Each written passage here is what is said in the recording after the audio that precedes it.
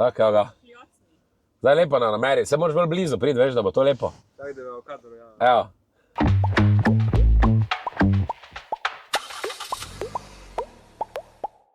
Pozdravljeni v novi oddaji Po desnem pasu, danes v prekrasnem razgledu na morje, v sončnem Piranu in z našo prekrasno Klea. Lep pozdrav. Lep pozdrav.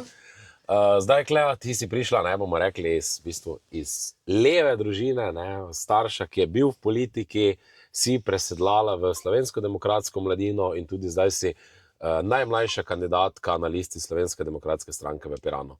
Zdaj malo nama opiši, ne, našim gledalcem ta prehod, ne, kako si se vključila v politiko, zakaj si želela se tudi politično vključevati, če so tvoji starši tudi kaj pri temu pripomogli in to je tisto glavno. No, v bistvu tukaj je tako, da jaz zaradi tega, ker je bil moj oče v politiki, skozi življenje cel čas spremljam politiko. Zdaj, moj tata je bil v SD-ju, ampak je vedno bil sredinski del SD-ja. Bolj nekako razumen na ta način in tako je tudi nam bila vsaka informacija, ki se je dogajala politično, nam je bila objektivno doma predstavljena. Zato imamo mi dejansko največje stičišče nekih političnih nasprotij doma, ker imam starejšo sestro, ki navija za Kordiša, mlajšega bratca, ki kandidira tudi pri Jelinčiču, no pol imam pač starša, ki sta tudi po svoje, mislim, podpirata SDS, seveda, ker je to edina dejansko alternativa tej trenutni vladi. Zdaj, to je bil v SD-ju, ampak se mi zdi, da to je itak tako ideološko mlado, ko so šli v Ljubljano, bil je na FDV-ju in so bili te aktivistični idealisti. Pol pa, ko ti začneš služiti denar, tudi ko si ti v ozadju vpleten v levo politiko, nekako prideš do nekega zavedanja, tako kaj se dogaja. In sem videla pri njemu, tudi tako, ko se pogovarjava, zakaj je zapustil SD, pa to je vedno to, da je bil nezadovoljen sodelovati s kriminalci, ki so v ozadju SD-ja in dejansko je tukaj to ozadje, ki ga nekako postavilo bolj kontra temu, da bi hotel strankarsko sodelovati. Zdaj pa to, da je on neki drastično spremenil svoja stališča in mnenja, to ni res. Dejstvo pa je, da se je stranka, on je 2008, se mi zdi, da zapustil stranko. Dejstvo pa je, da se je stranka pozicionirala toliko na levi pol v tem mestnem času, da se je vse zamaknilo, da rabijo v bistvu začeti levičarji se spraševati namesto sovražite, ki so jih zapustili, kako to, da tisti, ki so včasih zastopali stališča stranke pred kakimi 15 leti, zdaj stojijo dejansko pri SDS-u, ker je to dejansko neka realnost slovenskega političnega prostora, da levi pol je šel toliko v levo, da sredinski pol pobere ta, kot oni pravijo, skrajna desnica. Ja, pa to je nekako imel najboljše rezultate, ne? Takrat je SD prosperiral, ne? Zdaj ravno SDS tisti, ki močno prosperira tudi na anketah, ne? Ampak tudi tako za reči, da so me prisilili v politiko, da so oni imeli prste vmes, ni res. Je tako, so ponosni, moj oče je zelo vesel, da jaz sem politično angažirana pa to, ker je bil on pri mojih letih politično angažiran, aktiven, je valjda je vesel in spodbuja, ampak ni pa to, bi bil enako bi spodbujal me v katerikoli drugi poti, ki bi jo izbrala. Tako da ni zdaj tako, kot nekateri pravijo, da me je prodal. Ja, ker včeraj sem te jaz, ne? Luka me je odšla, no. Nekaj zaslug si moram prebrati, ne? Klea, zdaj si se odločila tudi iti na državnozborske volitve, si najmlajša kandidatka na listi Slovenske demokratske stranke. Kaj te v to zagnalo in zakaj si se odločila, da je zdaj pravi trenutek, da kandidiraš tudi v Piranu?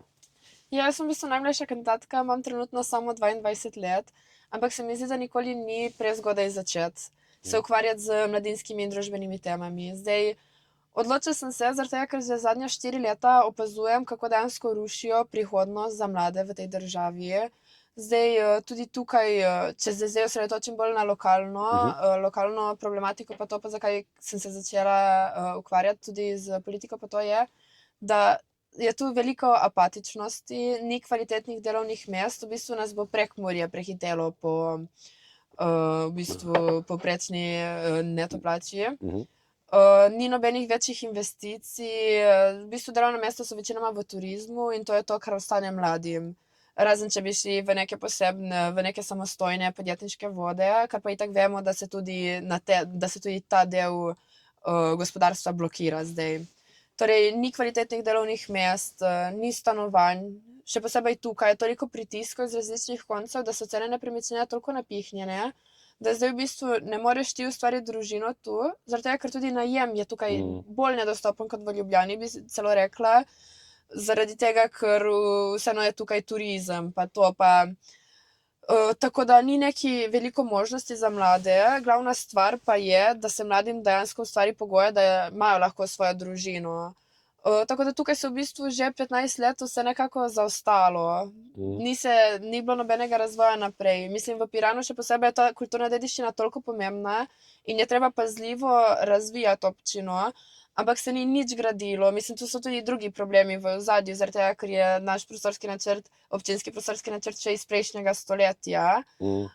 Dejansko sem zdaj Vojka ga nazadnje sprejela. Bivša županja? Bivša, predosti bivša županja. Okay. Sprejela 1998, približno tam. In sem v bistvu videla, tu je v bistvu ful nekega potenciala, ki je neizkoriščenega. In tudi se mi zdi, da ta vlada je nekako zanemarila druge regije, čeprav je Primorska še vedno bolj razvita regija, kot če gledamo vzhodno Slovenijo. Vseeno pa so tam zdaj prihaja do nekih večjih investicij. Zaradi tega, ker zakaj bi nekdo selil svojo proizvodnjo tu, če so parcele toliko drage, če lahko v Prekmurju dobi boljšo ceno parcele, pa razlika spet ni toliko velika. Tako da se mi zdi, da tu ni neke perspektive za mlade, še vedno pa je tako standard, kvaliteta življenja ful visoka, da se ljudi ne prebudijo in ne bunijo. Zaradi tega, ker se veš, danes ste prišli v Piran, v Koper, in je mirno, sonce je februarja. Vsi na kavah obenih. Tako da se mi zdi, da je kvaliteta življenja še vedno toliko visoka, da ljudje ne opazijo, da bomo začeli zaostajati za drugimi regijami v Sloveniji. Ja, pa jaz mislim, da je ta vlada ravno pod Robertom Golobom dala kar dva velika focna v bistvu regiji, ki ga najmočnejše, mislim, da prejšnja volitva tudi izvolila, ne.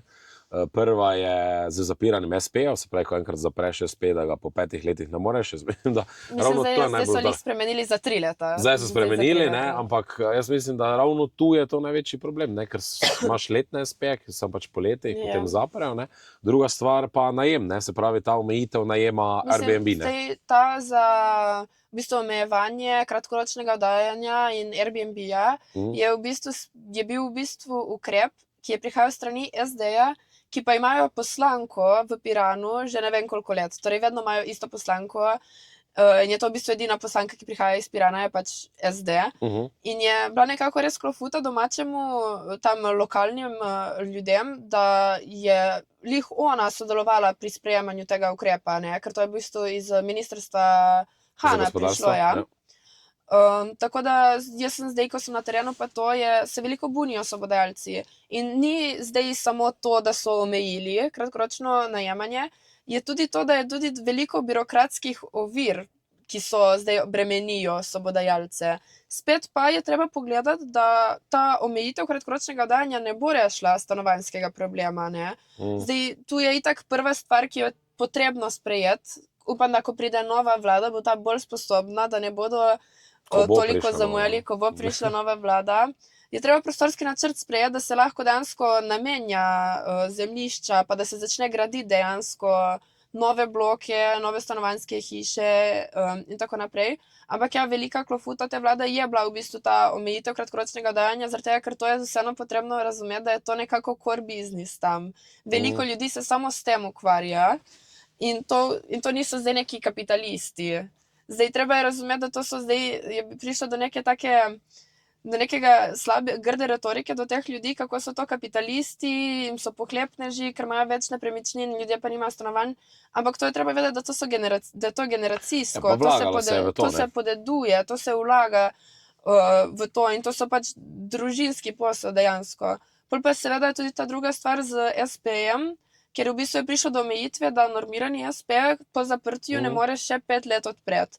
In zdaj so ugotovili, da je to neumnost, pa so ta rok zmanjšali na 3 leta, ker seveda je tudi tako čisto nerazumevanje turističnih con, ker v bistvu te, ki se ukvarjajo s turizmom, imajo odprte med sezono SP, zaradi tega, ker če ne bi čez celo leto rabili plačevati prispevke, ko niso oni pač delovno aktivni na tem področju. In je tudi to nekako, se mi zdi, ignoriranje dela ljudi, In tudi tam se je govorilo, da to je zaradi tega, ker bi prihajal utaja davkov, izkoriščanja spev pa to. Ampak se nikoli ne pomisli tudi na nek drugi del prebivalstva, ki pa dejansko pač imajo to za med sezono, zaradi tega, ker tudi, mislim, se so tudi druge občine, ki imajo sezonsko delo, samo ste bili v Bovcu pa Tolminu, ki je po zimi prazno, pol se pa ukvarjajo s turizmom. In se mi zdi, da ta turizem rabimo ohraniti, to je neka primarna dejavnost tu. In se jo je čisto izignoriralo v tej vladi, pa spet, tako kot si povedal, je pa to območje lik bilo tisto, ki je najštevilčnejše obkrožilo Goloba. Pa Levico nasplošno, Levi pa pol. SD, ne. Pa SD, ja. Zdaj že rekla si, ne, glavna konkurentka je v bistvu podpredsednica državnega zbora, ne, Meira Hot. Ja. Zdaj v tem mandatu ni bilo kaj dosti zaslišati, bilo je dosti zaslišati predvsem zaradi njenih afer, ne. Prvo je bila ta afera z njeno družino, ne. Ja. Kako to odmeva na obali, ne? Je to slišano, ne vem, pri nas recimo Maribor ali pa drugod, to kar odmeva vseeno to podpredsednica državnega zbora, mogli biti nekako ljudje, ki so neoporečni, ne? Na koncu pa vidimo, da to je ena plejada ljudi ozadaj, ki res prihajajo iz nekih udeleži, ne, ali pa iz nekih struktur, ne, ki silijo v mafijske strukture. Ne. Zdaj, kako to tu odmeva? Ne? Mislim, jaz bom rekla tako, pač prvo kot prvo, jaz z Meiro nimam negativnih izkušenj, tudi se mi zdi, da ko vodi seje parlamenta, dosti bolj strokovno vodi kot predsednica državnega zbora. Absolutno. Pa se mi zdi, da je prijetna kot oseba, tako, kar sem jaz imela interakcije z njo. Sedaj pa odmeva to, se čuje šepetanje o te nekih kriminalnih povezavah njene družine. In se v bistvu na terenu izpostavlja ta potreba po varnosti in po boju proti kriminalu. Zdaj jaz ne morem nič zagotovo reči, ker nimam nobenih podatkov, dokazov ali kaj takega. Jaz lahko rečem pač, da jaz Meiro, tako kot jo poznam iz otroštva, je bila prijetna. Sedaj pa so ljudje vedno bolj nezadovoljni z delovanjem družine, pa se dejansko postavlja v ospredje neka potreba po varnosti, boju proti kriminalu, korupciji. Zdaj pa, koliko je ona vpletena v te družinske posle, tudi ne vemo, ampak ta pretep, ki se pa je zgodil v času novega leta, je pa kar odmeval, ker so bili zraven še turisti vpleteni, ki so hoteli pomagati. Gospod je moral iti v bolnico, tale, ki so ga napadli, in je kar odmevalo zaradi tega, ker se je zgodilo na ulici pred vsemi. Tako da so na nekem glasu v Piranu, zdaj tam pa je tudi treba vedeti, da to je trdna baza SD-ja, ki jih ne moti. Tudi Meira samo po sebi ne zgleda kot pretepačica in tudi ni. So pa tu je družina v ozadju, tako da, ampak se odmeva počasi, vedno več. Zdaj, da še mogoče malo obrnemo ploščo v drugo stran, ne. Predvsem jaz mislim, da je mlada generacija lahko tista, ki obalo, bomo rekla, prebudi, naredi tudi bolj ugodno za našo politično opcijo, ne? In da tudi obala zadiha v neki svoje tradicije, ne? Ker smo videli, da obala je tradicionalno začela padati, ne? Od turizma do hotelov, ne? Bila je prodaja Kampinskega, ne? Ki je veljal za biser naše obale, ne? In se mi zdi, da tu je potreben neki veter. Država ne zna upravljati z državnimi hoteli. To je problem. Spet problem je tudi tukaj, da so se postavili proti tem majhnim privatnikom, ki oddajajo en apartma, medtem ko pač oni niso kapitalisti zdaj, to niso neki bajni zaslužki, da služijo milijone s tem. Zdaj je nek moment, se čuti, še posebej med podjetniki in določenim segmentom prebivalstva, kot so sobodajalci, malo nekateri bolj večji podjetniki, pa to, ki so tukaj na obali, je čutiti nek premik. V mlajši generaciji še posebej zaradi tega, ker niso obremenjene toliko s temi... Moramo razumeti, da Ištrijani so trmasti ljudje. In so nekako, ne toliko smo. Ni toliko ideološko zaradi tega, ker če se spustimo v preteklost, je tudi čisto drugačna slika. Ampak je neko sovraštvo do desnice, neke socialne ideje, ki tukaj vladajo. Mi si moramo vedeti, da tukaj je v bistvu prišlo do tega, da se je to območje zgodovinsko čisto bilo izpraznjeno in da so dejansko Udbo preselili sem. Tako da je to ostalo in to se čuti pri starejših, ki čutijo neko sovraštvo do predsednika Slovenske demokratske stranke, pol pa, ko se začneš pogovarjati z njimi, pa ne znajo argumentirati, zakaj ne SDS. In tudi sem zdaj začutila pri nekaterih starejših, ko sem začela jaz malček več govoriti, pa malček začenjate teme, pa sem predvajala kakšne posnetke od intervjujev od gospoda predsednika, pa to pa so rekli, ful se je spremenil. Pa sem ravno, pa se je že zadnjih 30 let enak. Tako da je nek moment, mlada generacija je tako čisto ni obremenjena z ničemer, se mi zdi, da mladi tudi dosti bolj gledajo na rezultate, ne toliko na ideološke teme. In se mi zdi, da se tu lahko naredi nek premik, ker pardon, malček sem prehlajena. Nič, samo počasi. Ampak se mi zdi, da se tukaj lahko naredi nek premik, zaradi tega, ker tej, še posebej tej, ki so zdaj sveže 18 in spremljajo zadnje 4 leta, kaj se dogaja, vidijo, v katero smer hodi Slovenija in iščejo alternativno pot od tega, kar je zdaj na oblasti in to ponujamo mi. In tudi v Podmladku se vsak dan učlanjuje veliko novih mladih, ne samo iz Obale, tudi iz Primorske, ampak iz cele Slovenije se mi zdi, da je moment nasplošno med mladimi, ker so zaznali, da je SDS tista stranka, ki ponuja rešitve na težave, ne pa samo, da o tem govori, malček obljubi, pa je to. Jaz smo tudi edini podmladek, ki ima podmladek na Obali. Nima ga niti ne SD, ne Svoboda, ampak ima ga samo Slovenska demokratska mladina. Tako da tu se mi zdi, da je pomemben moment tudi za nas, da to znamo izkoristiti. Mogoče bi še...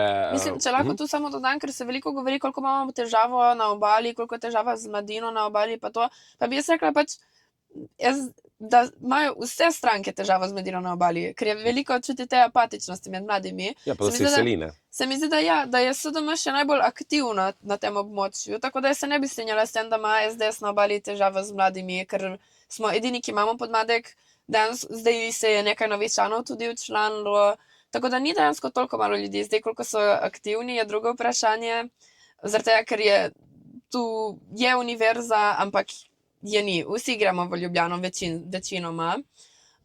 Tako da ni, da so zdaj tej, ki so v Podmladku konstantno prisotni na tem območju, ampak je čutiti neko spremembo med njimi in se mi ne zdi, da je to problematičen del. Se mi zdi, da je srednja generacija veliko bolj problematična na Obali. Ne, se strinjam, mislim, da tu je neko novo upanje, predvsem pa tudi, da tudi sama si bila, sem po slikah videl, da je gospod predsednik Janez Janša imel branč, v bistvu za podjetniki in polna dvorana. Jaz mislim, da je to neko dejstvo, tudi v Kopru je bila koalicija z volivci, polna dvorana, se pravi, da se tudi ta obalni del prebuja. Mislim, meni ful ni všeč, ko vsi govorijo rdeča trdnjava, ne vem kaj vse.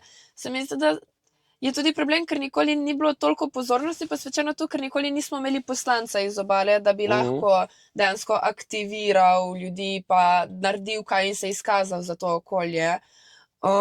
Je pa res to za podjetniki, moram reči mogoče tako, da to je v bistvu bilo v Marini Portorožu dogodek in to je v bistvu nek za poslovneže, podjetnike, nek dogodek, no. In teden preden je prišel Janša, je prišel minister za gospodarstvo na dogodek, ki je vezan na gospodarstvenike, 15 ljudi.